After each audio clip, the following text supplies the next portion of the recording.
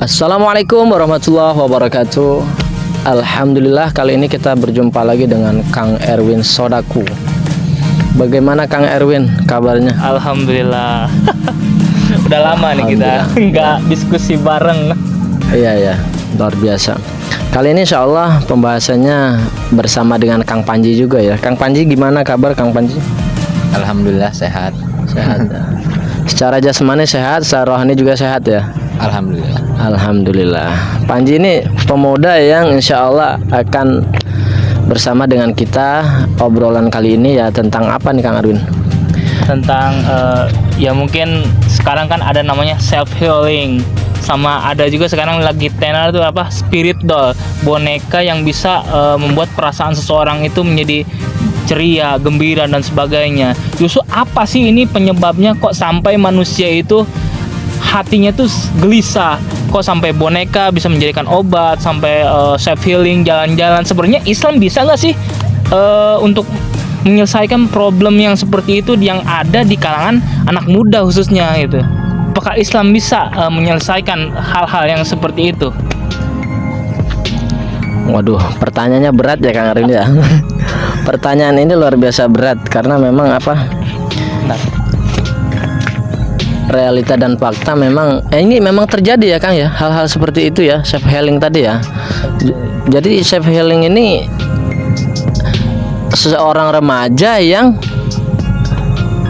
gundah begitu, gundah gulana karena Entah beberapa faktor apa itu kita kan nggak tahu ya. Intinya hatinya tuh sedang risau gitu. Tapi dia ingin menemukan sesuatu obat bagi dirinya gitu untuk menenangkan jiwanya. Entah itu mungkin ada yang self healingnya untuk jalan-jalan, ada yang mencari ketenangan di tempat-tempat yang emang sunyi, sepi dan sebagainya. Sebenarnya ketenangan bisa nggak diciptakan dengan Islam? Apakah Islam memiliki solusi itu sendiri? ya tentu ya Islam itu memang luar biasa ya. Semua itu dari bangun tidur sampai kita makan, kita lahir, sampai nanti kita meninggal, itu Islam itu sudah ada aturannya. Dan bagaimana, kalau tanggapan Anda sendiri sih tentang apa, spirit doll ya, dan apa tadi, Self healing. self healing itu sebetulnya karena memang orangnya tidak memahami apa itu agamanya itu sendiri. Karena banyak dari kalangan orang-orang muslim juga ya Kang ya yang melakukan hal demikian ya. Mungkin kalau tanggapan Anda sendiri sih idrak silabillah, yaitu harus meyakini dan berserah diri hanya kepada Allah.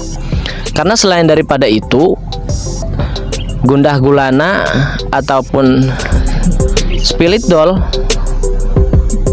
yang meyakini bahwasanya sebuah benda itu mempunyai spirit dan bisa untuk apa, menenangkan jiwa gitu, menenangkan hati yang gundah gulana, dan dijadikan sebagai benda mati yang dianggap punya kekuatan, itu bagian dari syirik, berbahaya. Sangat-sangat berbahaya. Mungkin salah satu caranya adalah satu, yaitu meyakini adanya Allah Subhanahu wa taala dan berserah diri hanya kepada Allah. Karena jika kita tidak berserah diri hanya kepada Allah, mau kepada siapa lagi? Apakah kepada benda mati atau kekuatan-kekuatan lain di luar Allah Subhanahu wa taala? Seorang muslim kalau misalkan dia meyakini sebuah benda atau sebuah boneka yang sekarang lagi viral ya, itu bisa menenangkan hati gitu, ada spirit tersendiri ketika ada benda tersebut, dan meyakini itu ada kekuatan, maka itu bagian dari kesyirikan. Dan dosa yang besar adalah, salah satunya adalah yaitu syirik. Tapi mungkin saya teringat pada sebuah lagu ya. Bagaimana ada sebuah lagu mengatakan bahwa obat hati itu ada 5 perkaranya. Yang pertama itu baca Quran dan maknanya. Kedua itu berkumpul dengan orang-orang soleh dan sebagainya. Ya intinya emang Islam itu emang memberikan solusi bagi setiap permasalahan yang ada di kalangan umat.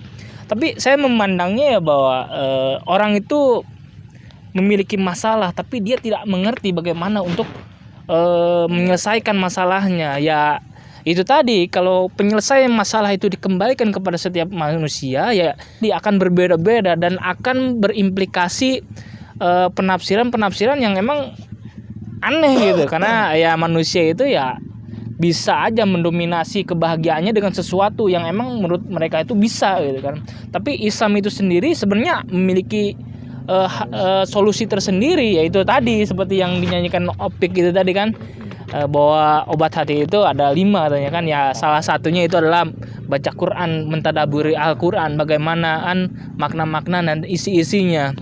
Sebenarnya dari poin pertama aja memaknai Al-Quran, membaca Al-Quran, belajar itu kepada ulama, itu kita akan diberikan wejangan atau nasihat bahwa kita tuh memiliki tujuan hidup. Kok kenapa kita bisa risau? Pasti ini kerisauan ini pasti disebabkan oleh dunia, bukan oleh akhirat.